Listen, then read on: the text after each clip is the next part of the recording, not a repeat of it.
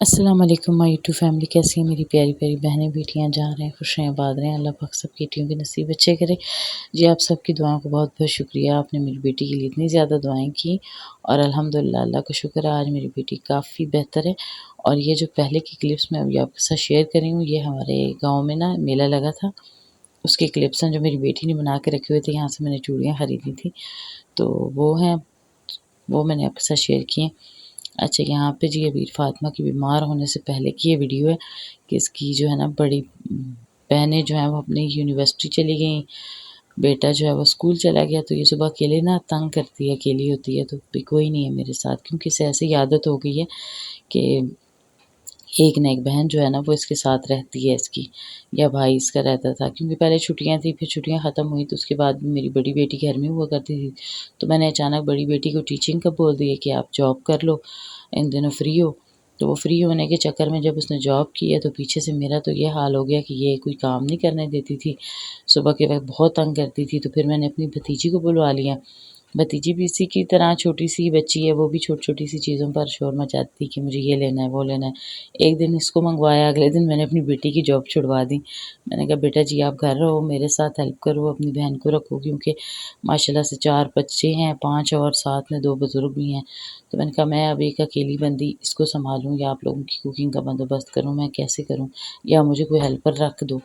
तो इनके पापा ने कहा कि नहीं, हेल्पर नहीं रखेंगे, हम अपनी बेटी को ही जो है ना अपने घर में रख लेंगे, क्योंकि जो इसको तनख्वाह मिल रही है ना, वो इतने पैसों से ज़्यादा पैसों का मेरा पेट्रोल जो है वो खर्च हो जाना है, जिस पे मैं इसे छोड़ने जाऊँगा और लेने जाऊँगा। इसलिए भी उसकी जॉब छुड़वा दी हमने। और अभी जो है मेरी वो घर में पढ़ रही है, मतलब उसकी स्टडी भी थी और उसने साथ ये भी शुरू किया, लेकिन अभी वो अपनी स्टडी की तरफ, सिर्फ़ अपनी स्टडी पे तवज्जो दे रही है। 1 माह के लिए वो गई है, लेकिन वो भी हमारे लिए बड़ा मुश्किल हो गया था। यहाँ पे ना फिर इसके पापा जा रहे थे कहीं पे, अबीर के इसके तायब जी की दुकान पे, तो उन्होंने कहा कि मैं इसको साथ ले जाऊँ। तो मैंने कहा जी ले जाएँ। वो साथ ले तो गए हैं अकेले इसको, लेकिन इसने गाड़ी में इतना तंग किया, उन्हें इतना परेशान किया इसने कि रास्ते पे मुझे कॉल की और कहते हैं कि मैं यार गाड़ी चलाऊँगी, इसको सँभालूँ, मैं क्या करूँ? तो मैंने कहा आप खुद लेके गए हैं, मैंने तो नहीं कहा था कि आप इसको लेके जाएँ, तो आप खुद लेके गए हैं, अपनी आपकी ख्वाहिश थी। तो कहते हैं कि गलती कर दी। मैंने कहा तो आप वापस ले आएँ इसे। कहते हैं नहीं, अब तो आधा निकल आया हूँ, आधे रास्ते पे पहुँच गया हूँ, तो अभी इसके ताया जी के पास से होके ही आते हैं हम लोग। अब ये आगे जाएगी अपनी ताया जी की दुकान पे, तो जहाँ से इसको बीमारी लगी, तो इसके बाद ताया जी की दुकान जो है ना वो गोश्त की दुकान है, चिकन की, यानी मुर्गे के गोश्त की दुकान है। तो इसको मुर्गियाँ वैसे भी बहुत पसंद है, इसी की खातिर मैंने घर में 1 मुर्गी और 1 मुर्गा रखा हुआ है ना। तो ये क्या करती है कि वहाँ गई है जैसे ही, तो इसने शोर मचा दिया, कुकू कुकू कुकू बुलाती है ना चिक मुर्गियों को।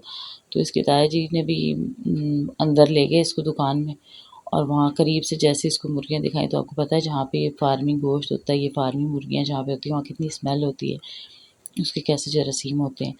तो बस वो जरासीम इसको ऐसे लगे हैं वहाँ से ना कि वापस आते ही छींके मारने लग पड़ी है, और इसको ज़ोर से फ्लू हो गया।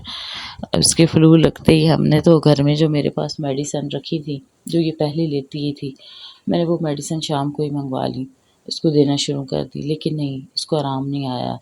मतलब थोड़ी-सी ठीक हुई, थोड़ी-सी थी, तो मुझे यही था कि 3-4 दिन दवाई लेगी तो ठीक हो जाएगी।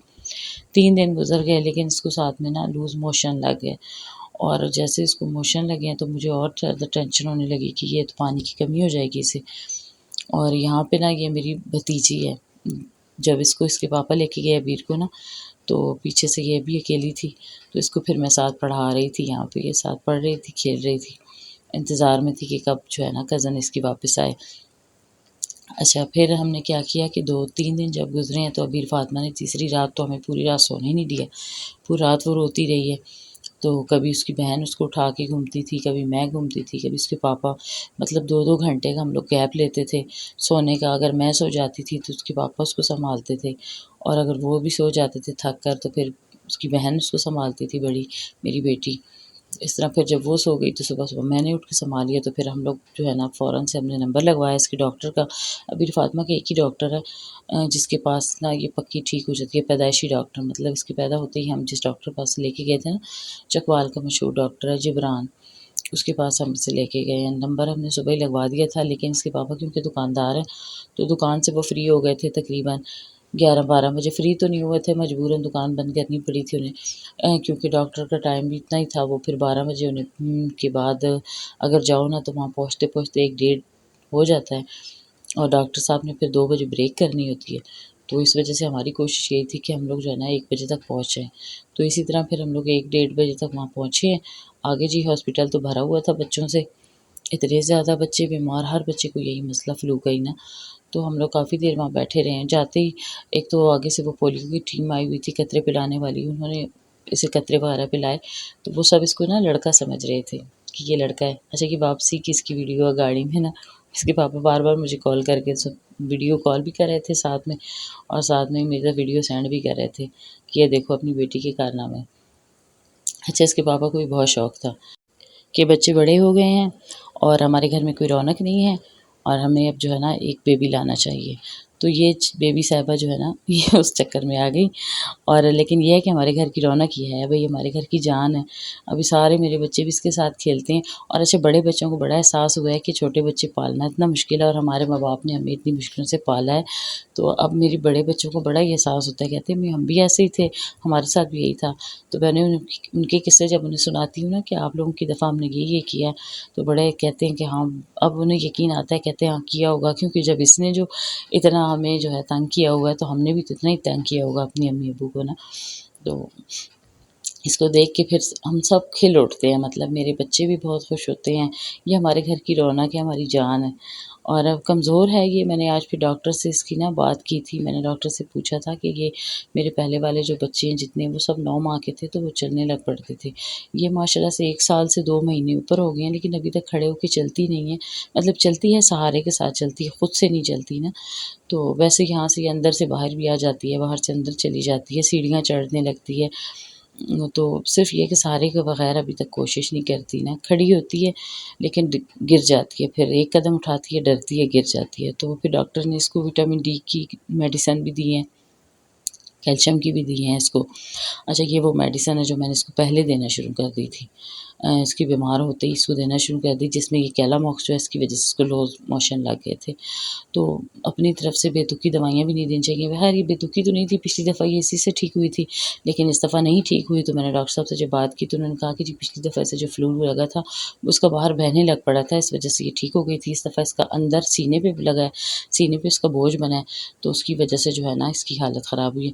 अच्छा, यहाँ पे वापसी पे इसने क्या किया था कि गाड़ी में हम लोग, इसके पापा पहले गए हैं इसके डायपर लेने के लिए। तो डायपर का भी बड़ा ख़र्चा होता है, मेरी बेटी के डायपर का एक पूरा बंडल आता है, और वो तकरीबन 1 से डेढ़ माह तक के लिए चलता है, और मैं यूज़ भी सिर्फ़ रात को करती हूँ। और वो लेने गए, इसने पीछे से रोना शुरू कर दिया।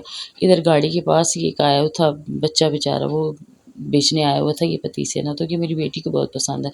मैंने थोड़ा-सा डर-डर के शीशा खोला और फिर उससे ये ख़रीदा, क्योंकि मेरे हस्बैंड को बिल्कुल पसंद नहीं है। अब वो खुद ही डायपर लेने गए, और डायपर लेके जैसे वो वापस आए ना, तो मेरी बेटी ने शोर, छोटी बेटी जो अबीर फ़ातिमा ने शोर मचा दिया कि मैंने भी साथ जाना है। फिर उसको बाहर लेके गए हैं दोबारा, क्योंकि 3-4 बज चुके थे हमें। हम लोग घर से ही 12 बजे निकले थे। ऊपर वहाँ और डॉक्टर के पास हम लोग 1:30 बजे तक पहुँचे, वहाँ पे हमारा नंबर ही नहीं आ रहा था। बड़ी सिफ़ारिशें करा के बड़ी मुश्किलों से हमारा 2 ढाई बजे हमारा नंबर आया है। ढाई बजे अबीर फ़ातिमा का चेकअप हुआ, और वहाँ से हम लोग जब बाहर निकले तो तकरीबन हमें 3:30 बजे यहाँ पे हम लोग पहुँचे। तो यहाँ पे फिर मेरे हस्बैंड ने हमारे लिए पुलाव ख़रीदा और कहा कि आप लोग गाड़ी में ही खा लो। मैं तो चाहती थी कि हम लोग घर जाके खाएँगे, लेकिन मेरे हस्बैंड ने कहा कि अब 3:30 हो चुके हैं, सुबह को नाश्ता किया और अभी 3:30 का टाइम हो चुका है, 4 बजने वाले हैं, घर पहुँचते-पहुँचते हमें 4:30 या 5 हो जाएँगे, तो तब तक तबीयत ख़राब हो जाएगी, इसलिए गाड़ी में दोनों माँ-बेटी खा लो।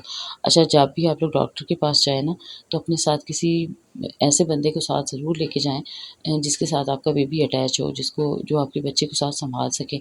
अब जब मैं डॉक्टर के पास वहाँ पहुँची हूँ ना, यकीन मानिए अबीर फ़ातिमा ने इतना परेशान किया है। एक तो ये बार-बार कह रही थी कि मुझे बाहर जाना है, बाहर जाना है। तो इसकी बहन इसको कभी उठाती, कभी मैं उठाती। कभी इसने पानी पीना होता था, तो एक बंदा जो है वो पर्स को पकड़े और इसको पानी पिलाए, दूसरा बंदा। तो 2 बंदों का होना बहुत ज़रूरी है। तो अब मैं पर्स को पकड़ती थी, इसको पानी निकाल के देती थी, तो उसकी बहन इसको पिला देती थी। कभी इसको फ़ीटर बना के देना होता था, तो वो भी कभी मैं बना देती, कभी वो, कभी मेरी बाजू थक जाती थी, तो वो उठा देती थी इसको। ये तो जब हम लोग अंदर चेकअप करवाने गए तब भी मैंने इसकी ये मेडिसिन जो थी, इनकी मैंने वीडियो बनाई हुई थी तस्वीर, वो मैंने डॉक्टर साहब को चेक करवाई कि मैंने इसको ये दी, तो फिर उन्होंने चेंज करके दवाइयाँ दी थी।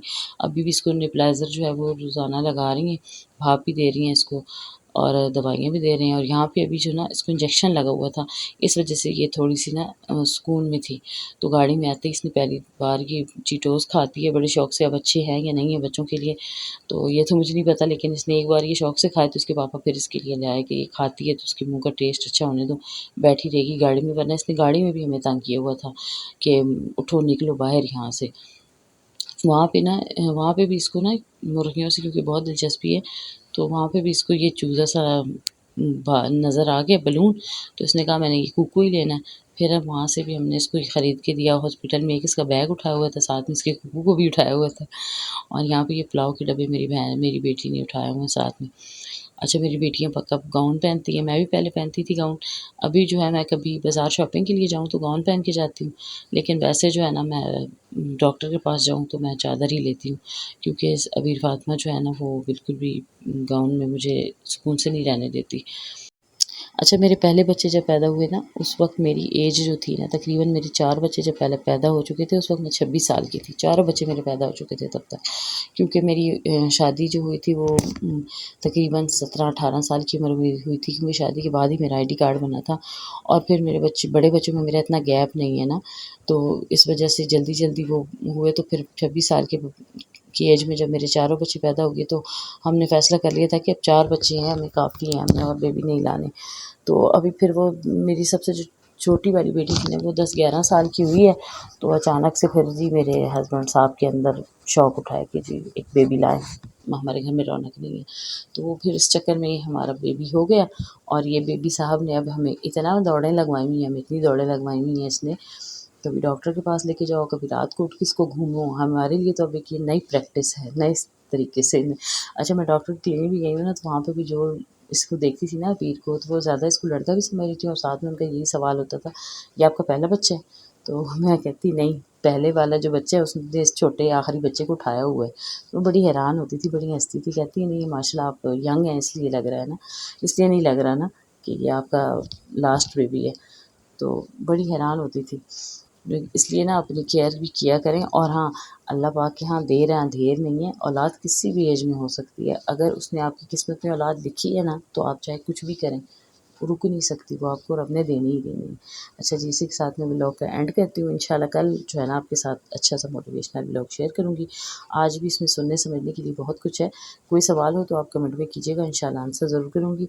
इसी के साथ इजाज़त चाहती हूँ आपसे कि जहाँ रहें खुश रहें, आबाद रहें और नाज़ बानो अल्लाह पाक आपको बहुत ज़्यादा खुशियाँ दे। आपके लिए तो मेरी सारी वीडियोज़ होती हैं, आपके लिए तो मैं इतनी दुआएँ करती हूँ और आपके बारे में सोचती रहती हूँ और आपके कमेंट्स का मुझे शिद्दत से इंतज़ार भी होता है। बाकी मेरी बहनों के भी कमेंट्स बहुत अच्छे होते हैं, उनके भी कमेंट्स भी मैं कम्युनिटी पे लगाती हूँ। अच्छा, मुझे किसी के चैनल से कोई इतराज़ नहीं है कि किसी के चैनल की मैंने कोई कम्युनिटी में नहीं लगाना, मैं सबकी जो है ना वीडियो पोस्ट करती हूँ।